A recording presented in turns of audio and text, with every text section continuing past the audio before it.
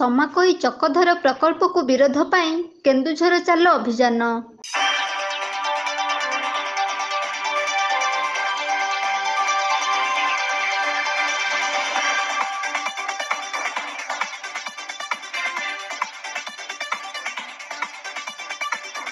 କେନ୍ଦୁଝର ଜିଲ୍ଲା ତେଲକୋଇ ବ୍ଲକର ସମାକୋଇ ଚକଧର ପ୍ରକଳ୍ପକୁ ବନ୍ଦ କରିବା ପାଇଁ ଦାବି କରି ଆସୁଛନ୍ତି ତେଲକୋଇବାସୀ।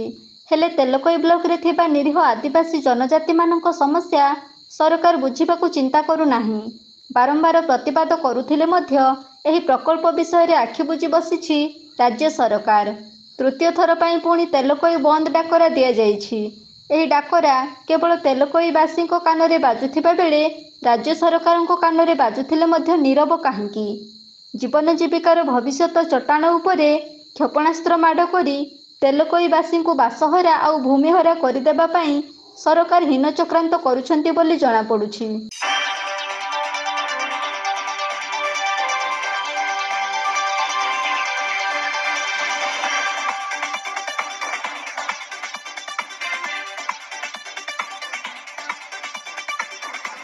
କେନ୍ଦୁଝର ମାଟିର ଯୋଗ୍ୟ ସନ୍ତାନ ଜଣେ ଆଦିବାସୀ ନେତା ରାଜ୍ୟର ମୁଖ୍ୟମନ୍ତ୍ରୀ ଆସନରେ ବସିବା ପରେ ଅନେକ ଭରସା ରହିଥିଲା ଆଦିବାସୀମାନଙ୍କ ଦୁଃଖ ବୁଝିବେ। ଆଜି କିନ୍ତୁ ତେଲକୋଇ ବ୍ଲକର ନିରୀହ ଆଦିବାସୀ ଛାତି ଉପରେ ପ୍ରକଳ୍ପ କରି ଭବିଷ୍ୟତ ସହିତ ଖେଳ ଖେଳିବା ତେଲକୋଇବାସୀଙ୍କୁ ଶକ୍ତ ଆଘାତ ଲାଗିଛି। ବାରମ୍ବାର ପ୍ରତିବାଦ କରିବା ପରେ ବି ସରକାର କୁମ୍ଭକର୍ଣ୍ଣ ନିଦରେ ଶୋଇ ରହିଛନ୍ତି। ଅନେକ ଗ୍ରାମ ବିସ୍ଥାପିତ ହେବ, ଅନେକ ପରିବାର ନିଜ ଭିଟାମାଟିକୁ ହରେଇବେ। କେବଳ ପଡ଼ୋଶୀ ଜିଲ୍ଲାକୁ ଉପକୃତ କରିବା ପାଇଁ କେନ୍ଦୁଝର ମାଟିର ତେଲକୋଇ ଉପରେ ସରକାର ଏତେ ନିଷ୍ଠୁର କାହିଁକି?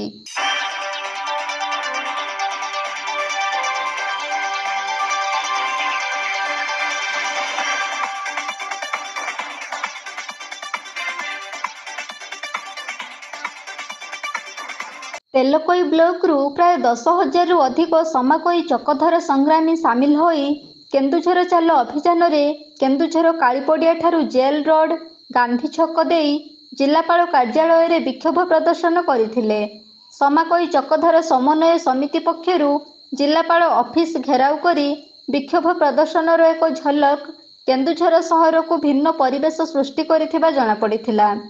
ଖୋଦ୍ ମୁଖ୍ୟମନ୍ତ୍ରୀଙ୍କ ଜିଲ୍ଲା ହୋଇଥିବା ବେଳେ ମୁଖ୍ୟମନ୍ତ୍ରୀ ଜଣେ ଆଦିବାସୀ ହୋଇ ମଧ୍ୟ ଆଦିବାସୀମାନଙ୍କ ଛାତି ଉପରେ ଗାତ ଖୋଳି ପଡ଼ୋଶୀ ରାଜ୍ୟକୁ ଉପକୃତ କରିବା କେତେ ନିଷ୍ଠୁରତାର ପରିଚୟ ତାହା ଏବେ ବାରି ହୋଇ ପଡ଼ୁଛି।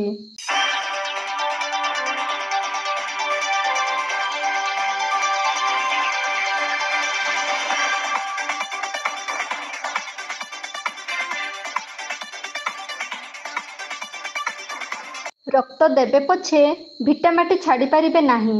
ଏହି ଭିଟାମାଟି ପାଇଁ ଦିନେ ମହାସଂଗ୍ରାମ ହୋଇପାରେ। ଯେତେ ଶୀଘ୍ର ପାରୁଛନ୍ତି ରାଜ୍ୟ ସରକାର ଏ ପ୍ରକଳ୍ପକୁ ବନ୍ଦ କରନ୍ତୁ।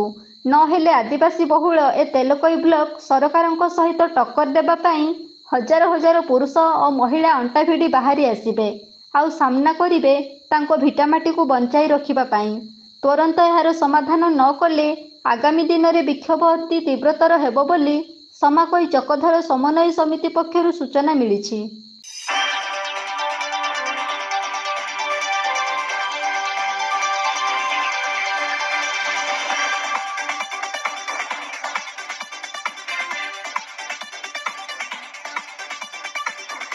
କେନ୍ଦୁଝରରୁ ବାସୁଦେବ ସିଂଙ୍କ ସହିତ ଦେବାନନ୍ଦ ମହାନ୍ତଙ୍କ ରିପୋର୍ଟ, ଏବି ନ୍ୟୁଜ୍।